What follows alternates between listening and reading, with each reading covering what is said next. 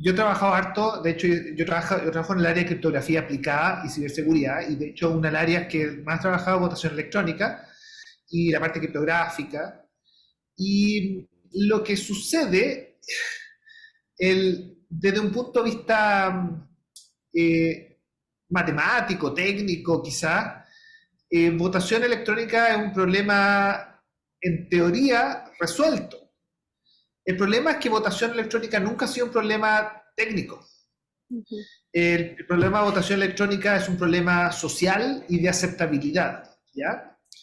Y si bien hay herramientas técnicas que nos permiten avanzar un poco en esto, y uno puede averiguar, hay herramientas de criptografía, de redes, varias herramientas que nos permiten avanzar y aplicaciones, pero el gran problema es de aceptabilidad de la comunidad. Te lo voy a explicar de varios puntos.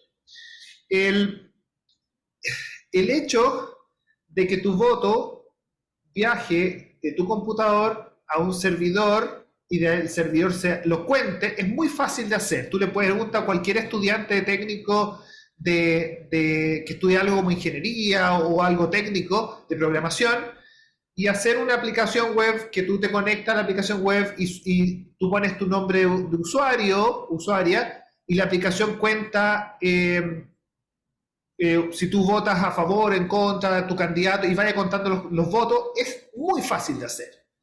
El problema es que en una votación el estándar es mucho más alto. ¿Por qué? Una votación, sobre todo en las votaciones a nivel nacional o a nivel donde hay una relevancia para la democracia.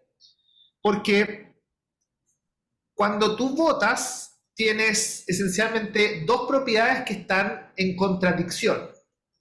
Es lo que se llama el anonimato o el secreto del voto, y dos, es la integridad del resultado. ¿Ya? Y alcanzarlas por separado es fácil. Tú puedes tener un sistema donde es completamente anónimo, donde la gente emitiera sus votos en completo anonimato, no sé, conectándose de una red de estas anónimas tipo Tor, y se conecta y vota, pero la integridad del resultado no nos queda muy claro si corresponde a todos, fueron votantes autorizados, son personas del país o no, etcétera. Es imposible saberlo. Y por otra parte está la solución completamente donde pierdes completamente anonimato, todas las personas votan mostrando su cara directamente y la integridad es perfecta. El sistema, tú sabes que contó perfectamente, pero pierde el anonimato, y el anonimato es algo, o la privacidad del voto, el secreto del voto, es algo que no resulta, por lo menos en las democracias modernas, resulta sumamente importante, porque es la manera de preservar que las autoridades elegidas, las personas, nuestros representantes elegidos, sean realmente una manifestación de la preferencia democrática de un pueblo, de una ciudad, de una comunidad.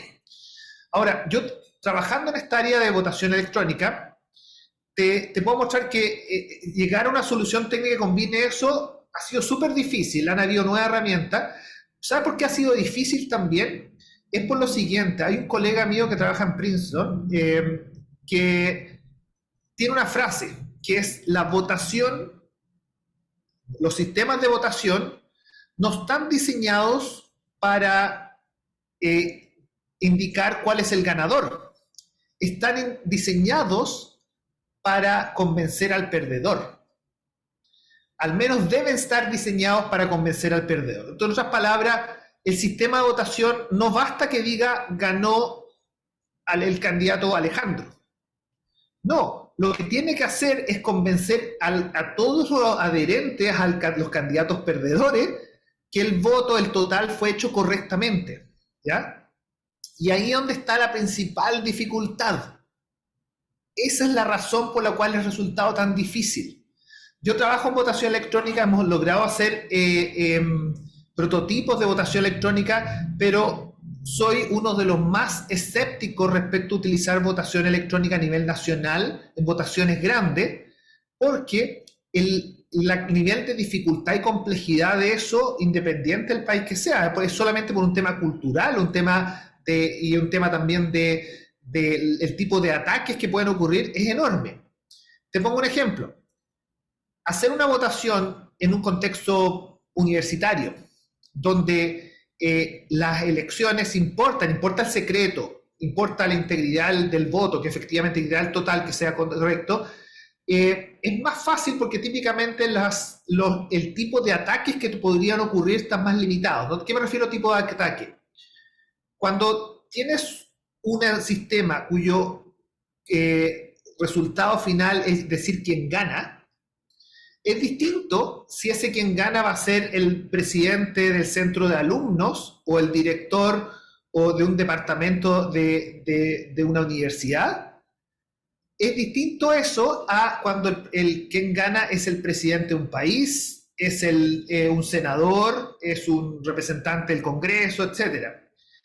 ¿Por qué? Porque el director de un departamento de una universidad probablemente no tiene acceso, no tiene ese cargo, no tiene un poder tan grande como para que las personas alrededor de esa votación quieran invertir grandes recursos en hackearla, en atacarla. Y el problema es que las herramientas que tenemos hoy en día son herramientas que permiten hacer votaciones cuando el nivel de los ataques no es muy grande. ¿A qué me refiero a nivel de ataque? En una elección nacional, ¿qué problemas puedes tener? Cuando tú coges, por ejemplo, el presidente o la presidenta de un país, puede ser que el país que está al lado o un país que efectivamente es en algún sentido enemigo o no se lleva bien contigo, lo que podría querer hacer es invertir recursos para afectar tu elección. O uno de los candidatos o candidatas también que tenga muchos recursos podría decir, sabes que el ganar en esta elección es tan importante que voy a invertir millones de dólares. Cuando invierten millones de dólares en ataques, hay ataques que hoy en día en los sistemas de votación que podrías hacer con millones de dólares que no tenemos una buena solución.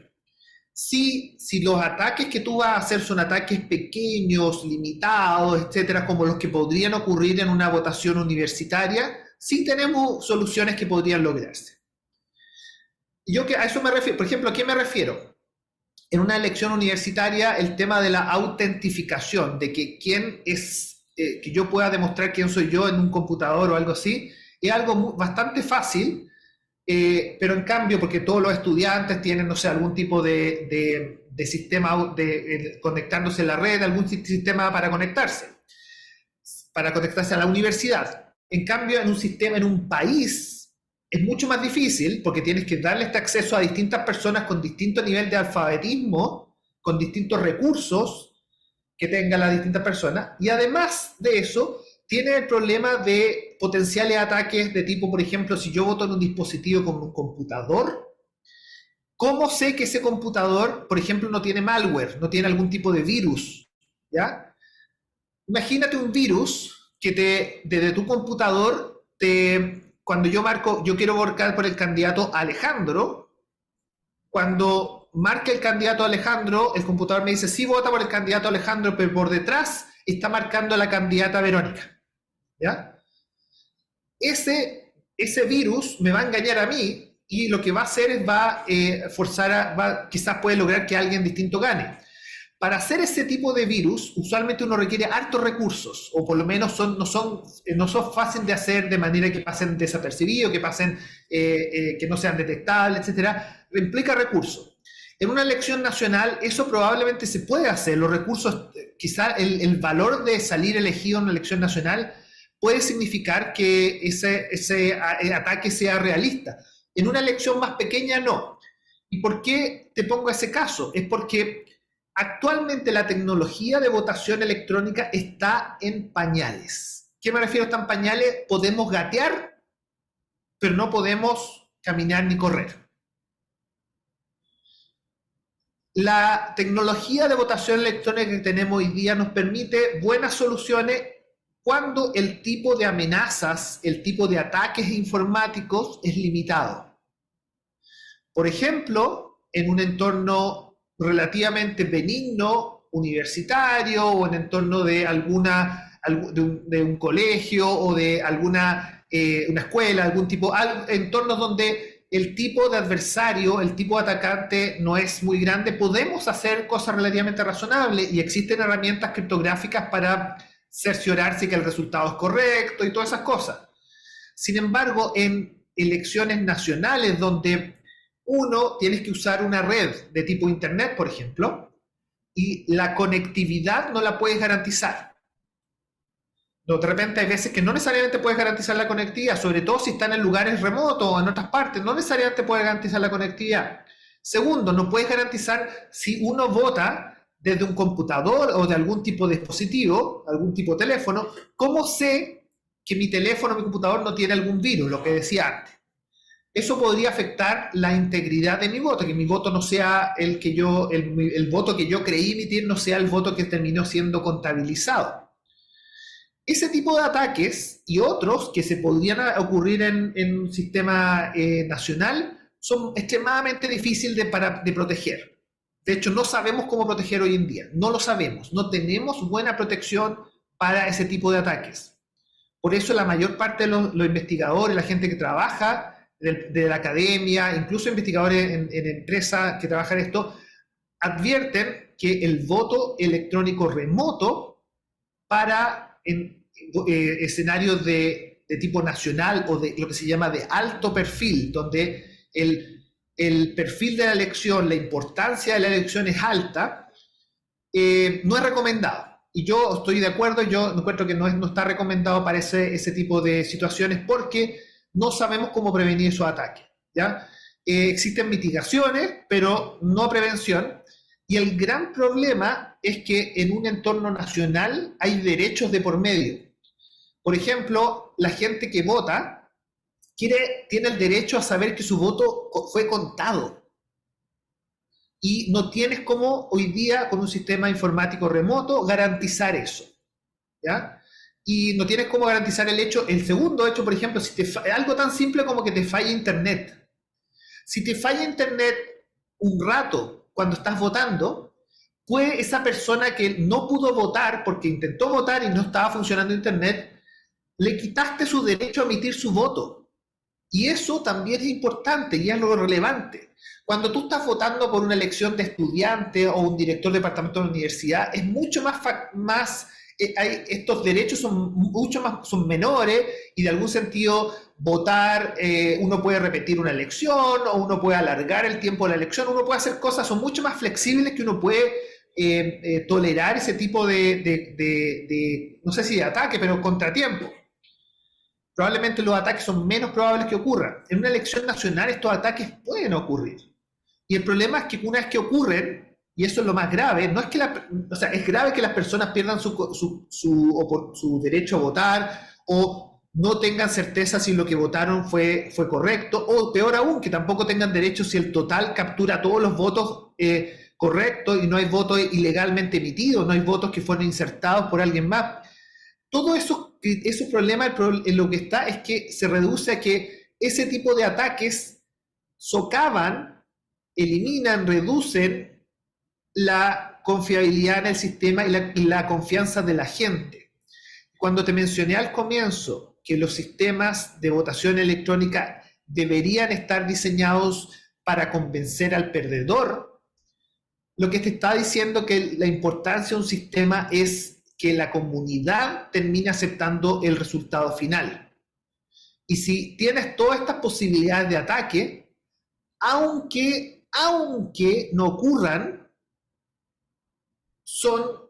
pueden terminar causando que la aceptabilidad del resultado se ponga en cuestión. Entonces, si bien yo trabajo en el área de votación electrónica y me encanta ver prototipos funcionando y todo eso, los prototipos no están listos. Y yo pongo una analogía, en mis clases pongo una analogía. Y la analogía es que los prototipos que tenemos votación electrónica hoy en día son equivalentes a poder construir una bicicleta. Una bicicleta te permite hacer hartas cosas, moverte alrededor de tu casa, en un lugar, pero distinto es si ahora tú me dices, yo quiero tomar esa bicicleta y quiero meterme a una carretera o una autopista. la mayor parte de la gente te diría, no, no hagas eso porque eso es extremadamente peligroso, lo más probable es que te atropellen, etc. Y nadie va a decir, sabe que esa bicicleta es totalmente inútil. No, te va a decir, sabes que esa bicicleta es apropiada en calles pequeñas o en ciclovías, en lugares donde el tipo de amenazas que tiene, el tipo de cosas que le pueden pasar, es razonable para la bicicleta. El problema es que en muchos lugares, y lamentablemente me temo que en el caso de lo que tú me describes, probablemente es lo que pasaría en El Salvador, es que tomar una bicicleta y tirarla a una carretera, a una autopista, es riesgoso. Puede que sobrevivas la primera vez que lo haces, pero eventualmente te va a pasar algo grave. Entonces, desafortunadamente, la tecnología que tenemos hoy día no nos permite construir autos o vehículos que son capaces de meterlo en una carretera o en una autopista.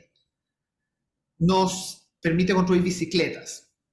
Y entonces, mi opinión es que un país que quisiera desarrollar votación electrónica debiera partir probando, haciendo pruebas, haciendo prototipos, haciendo experiencias de sistemas equivalentes en elecciones pequeñas, en elecciones del tipo en los vecinos, por ejemplo, municipalidades o comunidades pequeñas donde quiere votar y en iniciativas que no necesariamente no importen mucho, iniciativas más bien de un pueblo, de una ciudad pequeña, de una comunidad, y de a poco ir aprendiendo. Porque además lo que sucede es que la gente tiene que aprender cómo usarlo. Entonces, y todo ese proceso, y además la gente tiene que aprender cuándo el sistema funcionó bien y cuándo funcionó mal. Hay sistemas hoy en día, los mejores, en mi opinión, hay sistemas que permiten, una vez que ocurre el sistema y que se emiten los votos, permiten esencialmente a un observador mirar algo así como mirar no los votos, pero mirar información sobre la votación que le permite chequear que la votación fue hecha correctamente. Hay sistemas hoy en día que usan esta matemática de criptografía que permiten a alguien externo verificar que los votos emitidos son consistentes con el total calculado sin revelar los votos emitidos. Ese tipo de experiencia, tipo de tecnología existe, pero la gente tiene que aprender a cómo usarla, tiene que aprender a cuándo funciona y cuándo no, y los mismos investigadores, nosotros, tenemos que aprender cómo podemos usar esas buenas herramientas, esos son equivalentes a unos buenos neumáticos de bicicleta, esos tenemos que aprender cómo usarlos para construir estas buenas bicicletas, o estos neumáticos que son un poquito más gordos, quizás lo podemos usar para algo un poquito más grande de una bicicleta, y de a poco empezar a desarrollar la tecnología, desarrollar el complemento. La tecnología no es todo, es el complemento humano, la experiencia de uso de esta tecnología, lo que se llama la usabilidad de la tecnología, la aceptabilidad, la gente que sienta que al votar pudo entender lo que le preguntaban y pudo contestar correctamente, gente que pueden ser jóvenes, que entienden muy bien el uso de la tecnología, hasta gente mayor y gente de distintos segmentos, distintos perfiles y distintos niveles de educación y distintos conocimientos, y distintos lenguajes. Todos ellos no quieren excluirlo a ellos. Entonces, entender cuáles de ellos, quiénes tienen más dificultades, cómo diseñar una aplicación, un sistema que sea entendible y fácil de usar tanto para gente mayor como gente joven, gente en un lenguaje versus otro, todo eso requiere experimentación. Y la experimentación, las pruebas, los prototipos, los sistemas que gradualmente uno va aprendiendo, requieren además que tengan escrutinio. Escrutinio me refiero a que sean visibles, que los investigadores, que los activistas, que los mismos políticos sean capaces de mirar estos sistemas, entenderlos, cuestionarlos, y al cuestionarlo, la gente que diseña estos sistemas debe ser capaz de justificar por qué son buenos, cuáles aspectos técnicos son los que hacen que el sistema funcione y cuáles no, y los que no funcionan, corregirlo. Ese proceso es un proceso que la comunidad tiene que hacer. Entonces, cuando uno impone, uno dice, ¿sabes que este sistema lo va a desarrollar una empresa o lo va a desarrollar una universidad? Y este sistema usted lo usa, pero no lo puede mirar, no lo puede cuestionar, no hay un proceso de aprendizaje de esto. El problema es que la aceptabilidad del sistema va a ser probablemente muy baja porque fue impuesto, y dos, no hay tiempo de aprender y aprender en términos de cómo usarlo, aprender a encontrar, para sacarle los errores que puede tener. Errores me refiero a fallas, errores en la programación del sistema, errores en el diseño, errores que podrían potencialmente comprometer el secreto del voto o la integridad del voto. Todas esas cosas necesitan trabajo, necesitan visibilidad, necesitan transparencia, necesitan que la comunidad vaya eliminando los errores. La comunidad me refiero a los expertos, académicos, universidades, personas, activistas, la gente de gobierno, vayan sacando los errores, eliminándolos, hasta que finalmente quede un sistema que la gente diga, ¿sabes qué? Sí, me parece razonable este sistema, lo hemos usado en elecciones pequeñas, lo hemos usado en elecciones en mi comunidad, mis vecinos, para esto, y ¿sabes qué? Creemos que esto es razonable usarlo para escoger mi representante de la ciudad o mi representante del Congreso. Eso es un proceso gradual. Entonces, mi opinión en esto es que la tecnología existe, pero la tecnología es hoy día limitada en el sentido que el tipo de escenarios donde uno puede aplicar esta tecnología es limitado a elecciones de bajo perfil. Elecciones de bajo perfil es como estas de junta de vecinos, de escuelas, de universidades, de escenarios mucho más donde el tipo de ataques son menos poderosos. Ahí probablemente podemos aprender y podemos empezar a crecer y entender y aprender cómo usarlo y aprender a la comunidad a aprender a usarlo. Las elecciones nacionales, hoy en día, en mi opinión, es extremadamente riesgoso y no recomiendo su uso en elecciones nacionales, porque creo, hay empresas que prometen hacer esto, pero la opinión, por lo menos lo que se sabe en el área, es que hay problemas que no están resueltos. No están resueltos y no sabemos cuál es la tecnología que lo resuelve, no tenemos esa tecnología y hay que desarrollarla. Entonces, mi opinión es que elecciones a nivel nacional, yo creo que no es algo que debería ocurrir, que no estamos ahí. Pero puede ser que unos años más, si tú me preguntas en 10 años más, en 15 años, quizás se desarrolle esa tecnología, no lo sé. Estoy trabajando para eso, pero hoy día no la tenemos. Entonces, yo creo que lo más importante, la moraleja más importante es que si tú quieres implementar votación electrónica a nivel de un país, tú tienes que, es un proceso largo de aprendizaje y hay que partir con experiencias piloto pequeñas, ojalá experiencias donde el tipo de elección sea de muy bajo perfil. Por ejemplo, preguntarle a una comunidad en una ciudad si quieren que una calle se cambie o que haya un nuevo gimnasio o haya una nueva, no sé, elecciones pequeñas donde lo que se vota no es tan importante y de a poco ir recibiendo retroalimentación de la comunidad, viendo que tú no excluyas a ningún segmento de la población, por ejemplo, gente mayor que no se sienta excluido, gente más joven que tampoco se siente excluido, que además permita a investigadores, a activistas, al mismo gobierno, examinar el sistema, examinar cómo está diseñado, quizás incluso sistema que uno pueda mirar cómo fue programado internamente para adquirir confianza en que el sistema está bien hecho. Todo ese proceso es un proceso gradual y simplemente decir, ¿sabes qué? Vamos a tomar una solución hecha por una empresa o por un grupo de académicos, no sé, incluso, y vamos a llegar y tomarla a nivel nacional, es, en mi opinión, tratar de decir, mira, tenemos esto que parece, decimos que es un auto, pero parece una bicicleta y lo queremos tirar a la carretera, y en mi opinión, es altamente riesgoso para la confianza de la gente, potencialmente para los resultados de la elección, pero principalmente un tema que hace que la confiabilidad y la aceptabilidad del proceso se ponga en cuestión, y eso creo que para la democracia eso es probablemente algo que no queremos. Ujú.